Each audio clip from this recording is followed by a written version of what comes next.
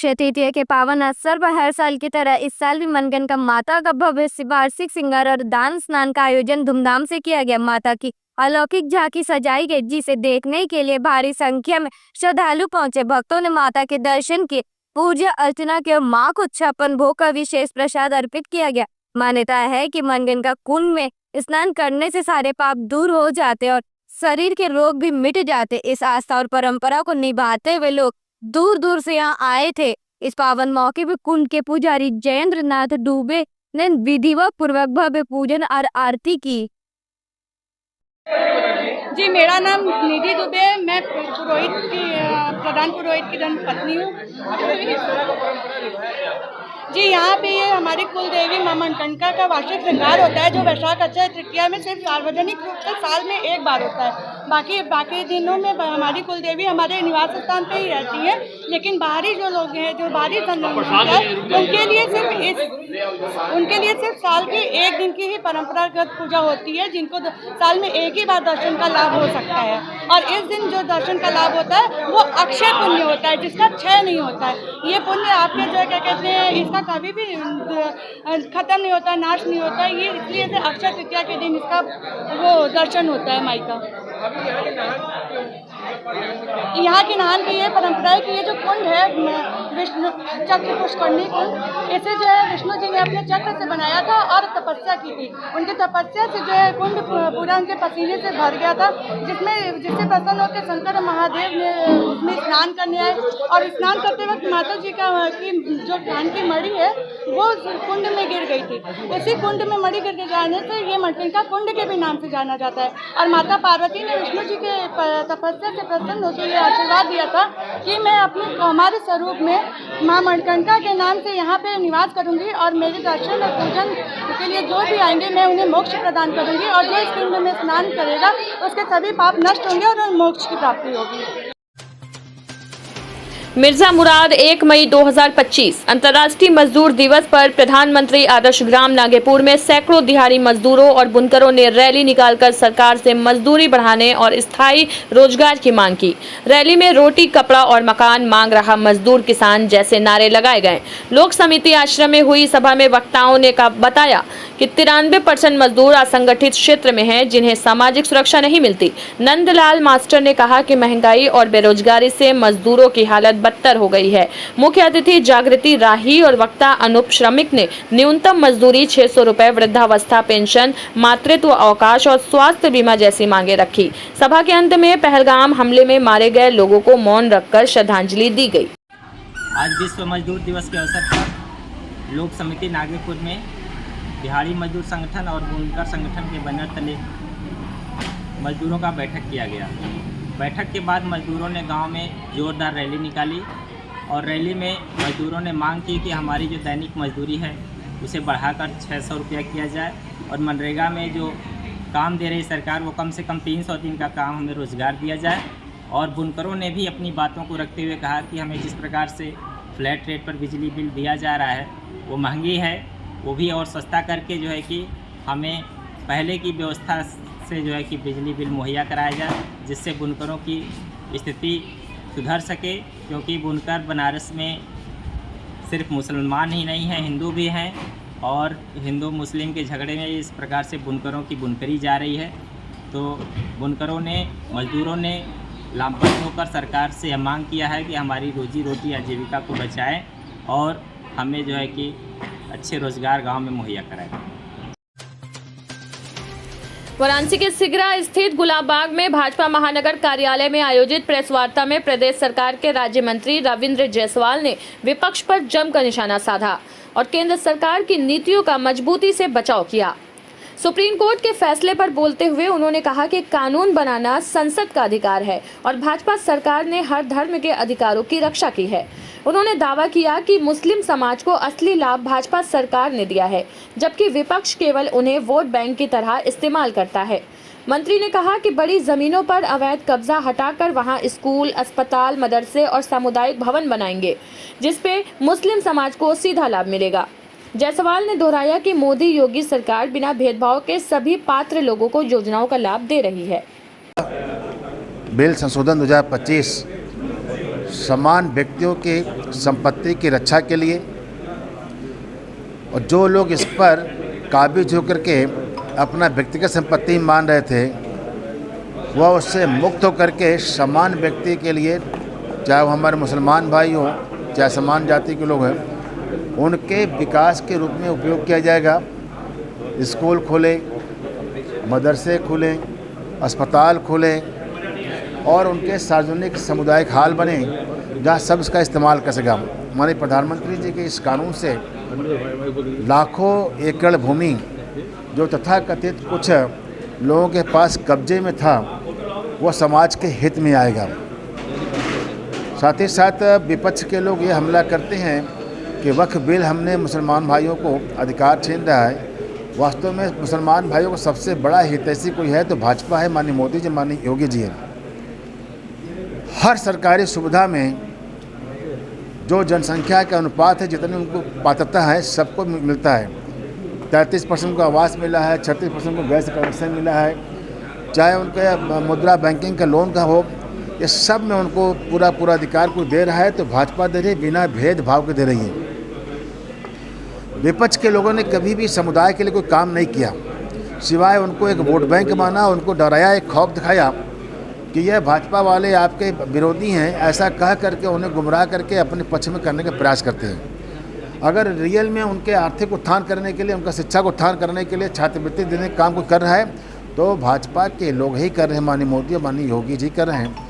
Technical education से लेकर के हायर एजुकेशन से लेकर मेडिकल के एजुकेशन तक में छात्रवृत्ति की व्यवस्था की है तो माननीय मोदी जी ने किया है। लेकिन विपक्ष वाले इनको चाहते हैं कि न पढ़े न लिखें ताकि यह इनके वोट बैंक बने रहें, और इस कारण से हमेशा इनको शिक्षा से, व्यापार से इनको दूर रखा। भाजपा के लोगों को शिक्षा से लेकर के इनके विकास के मुख्य धारा में जोड़ने का प्रयास कर रहे हैं, और इस कारण से यह वक्फ बिल एक मील का पत्थर साबित होगा। आने वाले दिनों में भारत के अंदर एक विकास गाथा में एक नया आयाम जुटेगा, और साथ ही साथ जो कुछ लोग इस पर काबिज किए हुए हैं, इस पर बना करके NGO बना करके, वक्फ बिल बना करके ये जो कब्जा किए थे, ये दर्द सिर्फ उनको ही है, उनके संपत्ति आम जनता का उपयोग में अब आएगा। अभी अघोषित 400 के ऊपर बताया गया है, लेकिन इसकी आइडेंटिफाई राजस्व विभाग जब पूरी तरह से कर लेगा तब जारी करेगा। लगभग 400 भी आ रहे हैं।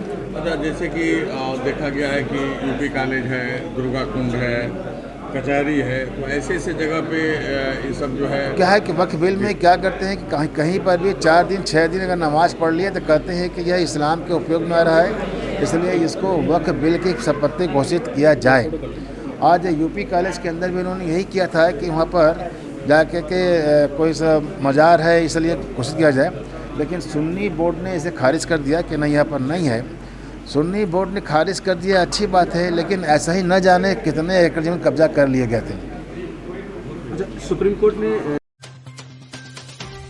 वाराणसी में समाजवादी पार्टी ने जिला मुख्यालय पर धरना प्रदर्शन किया। प्रदर्शन सपा सांसद रामजी लाल सुमन पर हो रहे हमलों के विरोध में किया गया। कार्यकर्ताओं ने राष्ट्रपति के नाम ज्ञापन सौंपा से SP विधु सक्सेना को दिया गया। सपा नेताओं ने आरोप लगाया कि करनी सेना लगातार सांसद को जान से मारने की धमकी दे रही है और उनके काफिले पे हमला भी कर चुकी है। 27 अप्रैल को अलीगढ़ में उनके काफिले पे हमला हुआ था, जिसमें गाड़ियां टूट गई और लोग घायल हुए। प्रदर्शन में महिला सभा की प्रदेश अध्यक्ष रीबू श्रीवास्तव समेत कई सपा नेता शामिल हुए। नेताओं का आरोप है कि बीजेपी सरकार ऐसे हमलों पे कोई कार्रवाई नहीं करी, जिससे साथ है कि इन अराजक तत्वों को सरकार का संरक्षण मिल रहा है।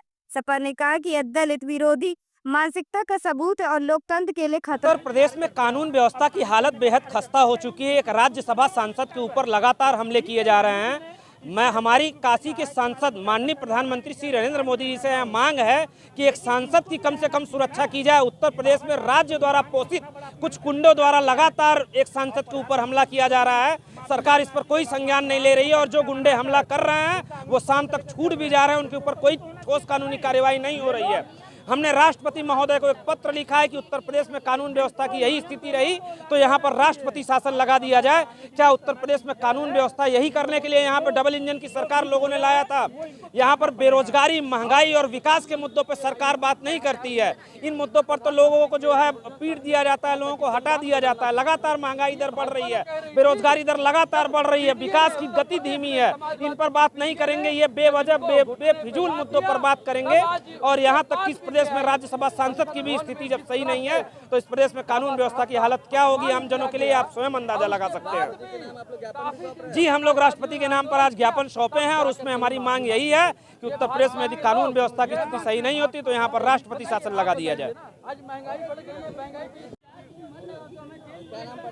जी, मैं आयुष यादव, महानगर अध्यक्ष समाजवादी छात्र सभा वाराणसी। देखिए, जिस तरीके से लगातार दलितों पिछड़ों का शोषण उत्तर प्रदेश में खास करके लगातार टारगेट करके दलितों और पिछड़ों का शोषण किया जा रहा है। आप देख रहे होंगे जिस प्रकार से राज्यसभा के सांसद मन्नी लाल जी रामजी लाल सुमन जी के ऊपर भी लगातार हमले हुए जा रहे हैं। उसके खिलाफ समाजवादी पार्टी आवाज उठा रही है, बुलंद कर रही है और आज हम लोगों ने राष्ट्रपति महोदय को, महामहिम राष्ट्रपति को ज्ञापन देते हुए यह मांग की है कि उत्तर प्रदेश में राष्ट्रपति शासन लगाई जाए, क्योंकि यहाँ की कानून व्यवस्था ध्वस्त हो चुकी है। जब काशी के सांसद खुद प्रधानमंत्री नरेंद्र मोदी जी हैं और यहाँ लगातार रेप, हत्या, बलात्कार, लूट जैसी घटनाएं आए दिन होते रहते हैं। जब देश के मुखिया जहां से सांसद है वहां की स्थिति नहीं ठीक है तो अन्य प्रदेशों, अन्य जिलों की बात हम लोग क्या करेंगे। हमारी मांग है कि रामजी लाल सुमन के ऊपर जो लगातार अटैक हो रहे हैं, हमले हो रहे हैं, उसको संज्ञान ले भारत सरकार, उत्तर प्रदेश सरकार और इस हमलों को बंद करे। अन्यथा समाजवादी पार्टी एक बड़े आंदोलन के लिए बाध्य होगी जिसकी पूरी जिम्मेदारी शासन प्रशासन की होगी। वाराणसी के सेवापुरी विधानसभा क्षेत्र की कस्तूरबा महिला विद्यापीठ की छात्रा नैन्सी सिंह पटेल ने यूपी बोर्ड हाई स्कूल परीक्षा में जिले में दूसरा स्थान प्राप्त कर क्षेत्र का नाम रोशन किया। गुरुवार को अराजी लाइन ब्लॉक प्रमुख प्रतिनिधि डॉक्टर महेंद्र सिंह पटेल ने उनकी सफलता पर गजेपुर गांव स्थित घर पहुंचकर मिठाई खिलाई और अंगवस्त्र देकर सम्मानित किया। डॉक्टर पटेल ने कहा कि नैन्सी का आत्मविश्वास और लक्ष्य के प्रति समर्पण उसकी सफलता का आधार है। नैन्सी ने अपने उपलब्धि का श्रेय माता पिता और शिक्षकों को दिया। इस अवसर पर नैन्सी के दिव्यांग पिता ने UDID कार्ड बनवाने का आग्रह किया, जिस पर ब्लॉक प्रमुख ने हर संभव मदद का भरोसा दिलाया। कार्यक्रम में अपना दल SK जिला अध्यक्ष सहित कई गणमान्य लोग मौजूद रहे। डॉक्टर महेंद्र सिंह पटेल, प्रदेश सचिव अपना दल यस, प्रमुख अराजी लाइन्स। आज हम लोग सेवापुरी विधानसभा के ग्राम पंचायत गजेपुर में हमारी जो एक बेटी है नैन्सी पटेल, जो 96% से ज़्यादा अंक प्राप्त करके वाराणसी जनपद में दूसरे स्थान को प्राप्त किया है, उनको सम्मानित करने की दृष्टि से और भविष्य में उनके एजुकेशन में आने वाले सभी कठिनाइयों को दूर करने के उद्देश्य से उनसे मुलाकात करने उनके आवास पे आए हैं। और नैन्सी हमारे बगल में बैठी हैं और इनका जो उद्देश्य है कि हम देश की सेवा, देश के सबसे बड़े पोस्ट IAS को प्राप्त करके करेंगे। हम सभी लोग अपना दल परिवार की तरफ से इनको शुभकामना देते हैं कि आने वाले समय में ये देश की सबसे बड़ी कुर्सी जो IAS की है उस परीक्षा को सफलतापूर्वक क्रॉस करें और देश की सेवा में महत्वपूर्ण भूमिका निर्वहन कर पाएँ। इसमें आने वाले हर कठिनाई में हम सभी लोग इनके साथ खड़े रहेंगे, इसी कामना के साथ कि इनका भविष्य उज्जवल रहे। हमारे साथ आए हैं हमारे पार्टी के जिला अध्यक्ष राजेंद्र पटेल जी और हमारे साथी संजीव सिंह जी, हमारे व्यापार मंच के विधानसभा अध्यक्ष हैं राकेश जी, जो इसी ग्राम पंचायत में रहते हैं। इन सब के साथ हम लोग आज इनके परिवार पे आए हैं और इस शुभकामना के साथ हम लोग यहाँ से जाएंगे कि ये बेटी नैन्सी निश्चित तौर पे इस देश में IAS की कुर्सी प्राप्त करके हमारे देश की सेवा कर पाएँ। आप लोगों ने सम्मानित किया, उसके अलावा उपहार भी दिया, उपहार में क्या आप लोगों ने दिया? उपहार जो दिया जाता है वो कहने की चीज़ नहीं है, लेकिन आज इनको हम लोग अंग वस्त्रम भेंट किए। इसके साथ ही एक छोटा सा आर्थिक सहायता इनको हमने किया है और मैं वचन इनके परिवार को दे के जा रहा हूं कि निश्चित तौर पे आने वाले समय में जहां भी इनको जो ज़रूरत होगा हम लोग इनके साथ खड़े मिलेंगे। औरंगाबाद निवासी साहिल इंटरप्राइजेस के संचालक नवीन जायसवाल ने सलार पोर्ट पचकोशी निवासी संतोष जायसवाल पर सामाजिक छवि खराब करने का षड्यंत्र रचने का आरोप लगाया है। नवीन जायसवाल के अनुसार उन्होंने पिछले वर्ष संतोष को मित्रता के नाते लगभग 9 लाख रुपए की आर्थिक मदद दी थी। जब उन्होंने पैसे वापस मांगे तो संतोष ने न केवल मना कर दिया बल्कि मुकदमे में फंसाने और जान से मारने की धमकी भी दी। नवीन ने बताया कि उन्होंने इस संबंध में संबंधित चौकी और लक्सा थाने को सूचित किया मगर कोई ठोस कार्रवाई नहीं हुई। उन्होंने प्रशासन से न्याय की गुहार लगाते हुए कहा कि उन्हें उनका पैसा वापस दिलाया जाए और सुरक्षा सुनिश्चित की जाए। मेरा नाम नवीन जायसवाल है। सर, आज प्रेस वार्ता किस प्रकार का आगे रखी है? प्रेस वार्ता बुलाने का कारण ये था भैया कि मुझे कुछ लोग जो है गलत जो है मैसेज चलाकर मुझे जो है कि फंसाने की कोशिश कर रहा है और मेरी छवि को धूमिल कर रहे हैं। ये हैं संतोष जायसवाल, ये हमारे जानने वाले ही हैं और सलारपुरा निवासी संतोष जायसवाल जो है मेरे जानने वाले थे, जिन वजह से इनको मैंने कुछ पैसा दिया था इनके काम के लिए, करीब 8.5 से 9 लाख रुपए।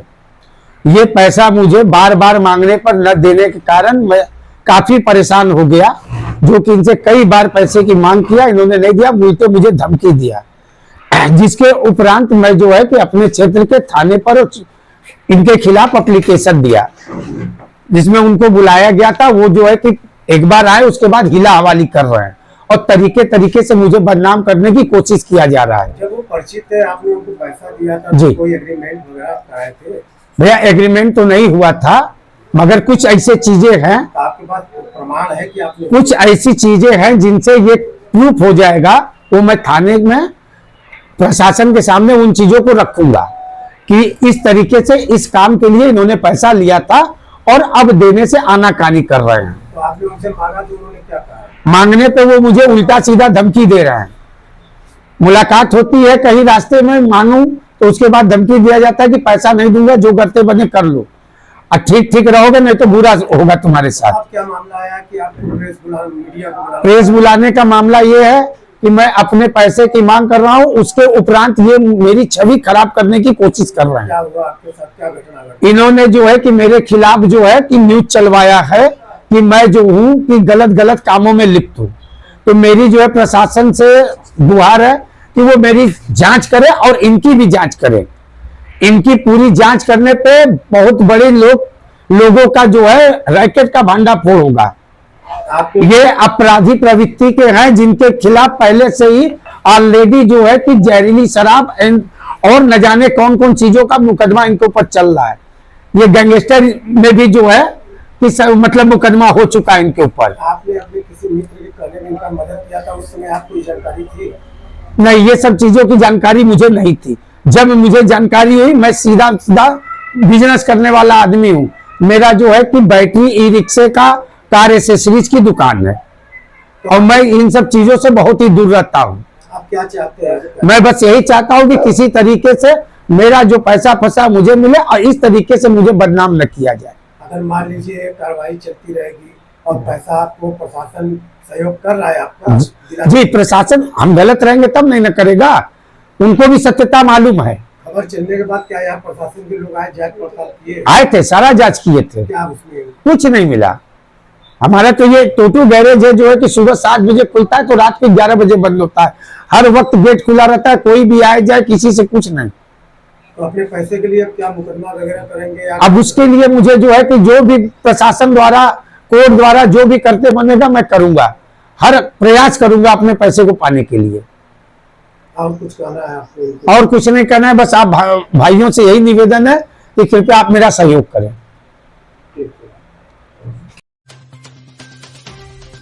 वाराणसी जंक्शन पे गुरुवार को एक ट्रेन का इंजन पटरी से उतर गई। ये ट्रेन दुर्ग से नौतनवा जा रही थी। जब इंजन को स्टेशन पे एक जगह से दूसरी जगह ले जाया जा रहा था, तभी ट्रैक बदलते वक्त वो पटरी से नीचे उतर गया। अच्छी बात ये रही कि इंजन की स्पीड बहुत कम थी, इसीलिए कोई बड़ा नुकसान नहीं हुआ, लेकिन तेज आवाज हुई और इंजन वहीं धंस गया। जैसे ही हादसा हुआ, स्टेशन पे अफरा तफरी मच गई। कंट्रोल रूम ने तुरंत कई ट्रेनों को रोक दिया। मौके पर इंजीनियर्स और रेलवे स्टाफ की टीम पहुंची। उन्होंने जांच की और अधिकारियों को जानकारी दी। इसके बाद डीआरएम ने तुरंत इंजन को दोबारा पटरी पर लाने और रास्ता साफ करने का आदेश दिया। इस घटना की वजह से कुछ देर के लिए ट्रेनों की आवाजाही पर असर पड़ा।